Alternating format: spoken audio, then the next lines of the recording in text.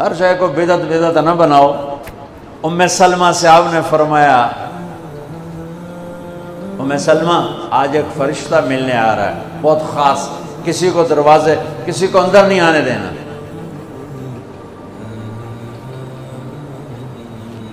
بس ام سلمہ پیرے پہ کھڑی ہو گئی۔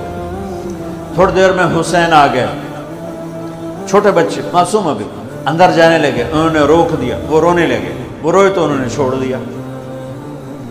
تھوڑی دیر کے بعد اندر سے میرے نبی کے زور زور سے رونے کی آواز آئی، زور زور سے رونے کی آواز آئی۔ ام سلمہ رہ نہ سکی، بھاگ کے اندر گئیں تو آپ نے کیا دیکھا؟ آپ نے حسین کو یوں سینے سے چمٹایا ہوا تھا اور ایسے ہل ہل کے رو رہے تھے، ایسے بلک بلک سسک سسک کے رو رہے تھے، اور آپ کے آنسو آپ کے رخسار اور داڑھی پر اتر کر رہے تھے، اور آپ نے یوں کھینچا ہوا ایسے دبایا ہوا تھا۔ تو حضرت ام سلمہ نے کہا میرے ماں باپ قربان یا رسول اللہ، کیا ہوا؟ آپ ایسے تڑپ کے کیوں رو رہے ہیں؟ تو آپ نے روتی آواز میں کہا، بہتے آنسوؤں کے ساتھ، کپ کپاتے بدن کے ساتھ، کہ ام سلمہ یہ فرشتہ جو مجھے ملنے آیا تھا یہ میرے بچے کو دیکھ کر کہہ رہا ہے کہ آپ کی امت اس بچے کو قتل کر دے گی، اور جہاں اس کا خون گرے گا وہ مٹی مجھے دکھائی ہے اس نے، کہ میں اس لیے اس پہ رو رہا ہوں۔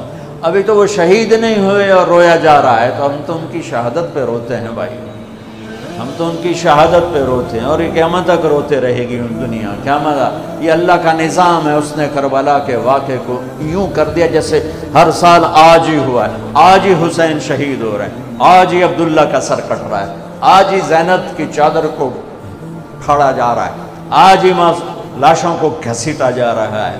وہ میں حیران ہوتا ہوں، ٹیپو سلطان سرنگا پٹم میں شہید ہوئے، دشمن کون؟ انگریز، کون؟ کافر۔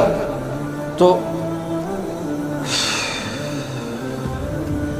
برطانوی لشکر نے ان کو توپوں کی سلامی دے کر دفن کیا اور عزت و احترام کے ساتھ دفن کیا، اور میرے نبی کے نواسے کی لاش کو ان کم بختوں نے کفن بھی نہ پہنانے دیا، جنازہ بھی نہ پڑھنے دیا، دفن بھی نہیں کرنے دیا۔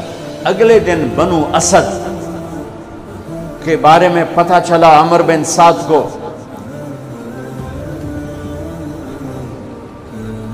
تو راتوں کہ وہ ان کو دفنانے والے ہیں، تو راتوں رات ان کو بغیر جنازوں کے مٹی میں دبا دیا اور اوپر پانی چھوڑ دیا کہ کوئی پتہ ہی نہ چلے حسین کی لاش۔ بنو اسد کا بوڑھا آیا اگلے، جب پانی خشک ہو گیا وہ آیا اور اس نے مٹی اٹھا اٹھا کے سونگنا شروع کی، سبحان اللہ، سونگ رہا ہے سونگ رہا ہے سونگ رہا ہے۔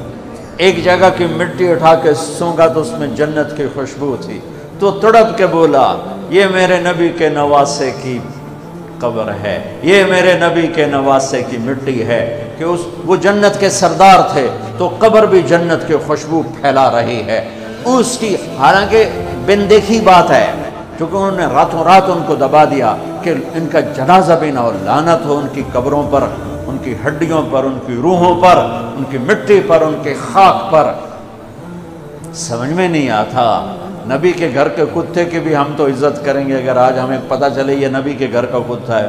ان کم بختوں کے سامنے نبی کے نواسے کھڑے تھے، نبی کی نواسیاں تھیں اور نبی کی اولاد تھی، اور ان کے دل ایسے پتھر، آنکھیں ایسی اندھی، کان ایسے بہرے کہ انہیں ایسے تلوار چلائی جیسے سامنے کوئی رومی لشکر کھڑا ہو، یا جیسے سامنے کوئی فارسی لشکر کھڑا ہو۔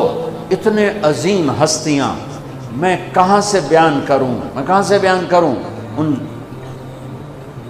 یہ وہ نسب ہے جس کو اللہ آدم تک محفوظ رکھے ہوئے ہے، اور میرے نبی نے فرمایا کل سبب منقطع الى يوم كل نسب وسبب منقطع الى يوم القيامة الا نسبي وسببي وسأبلها ببلالها۔ قیامت کے دن ہر رشتہ ٹوٹ جائے گا، ہر ناطہ ٹوٹ جائے گا، ہر سبب ٹوٹ جائے گا، لیکن میری آل کے ساتھ رشتہ باقی رہے گا، نسب کا رشتہ باقی رہے گا، سبب باقی رہے گا۔ میں اپنی اولاد کو پانی پلاؤں گا، میں نے اپنی اولاد کی سفارش کروں گا۔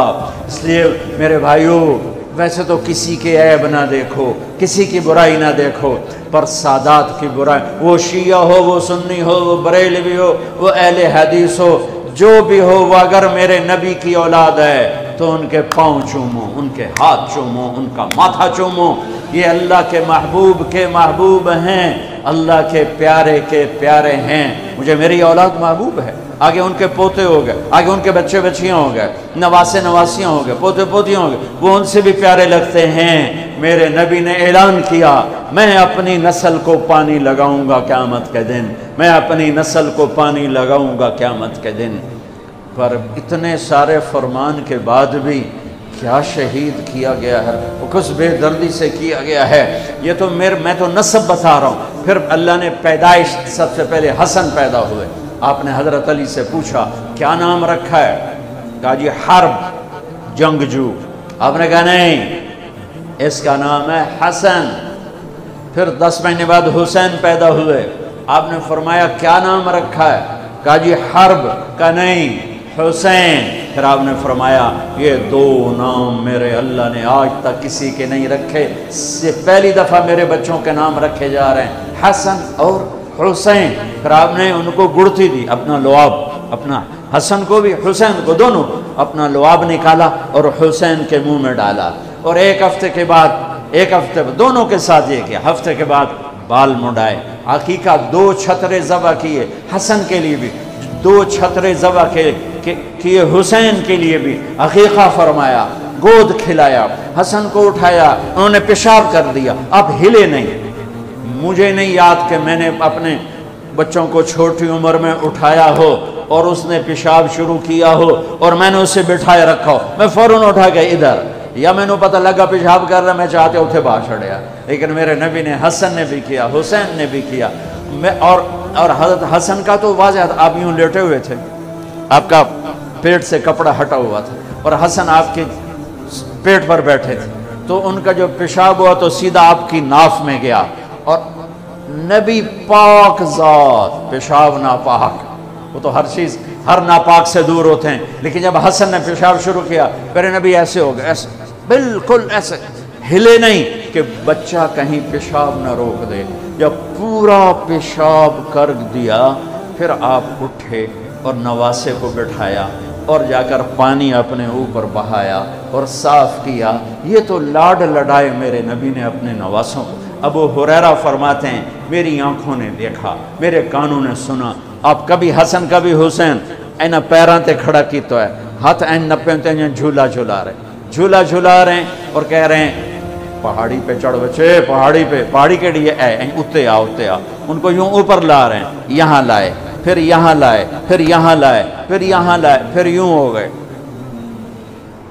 اور ان کے ہاتھ پکڑ کے یہاں تک پہنچایا، یہاں، اور پھر آگے بڑھ کے بوسہ لے کر کہا اے اللہ میں ان سے پیار کرتا ہوں، تو بھی ان سے پیار فرما۔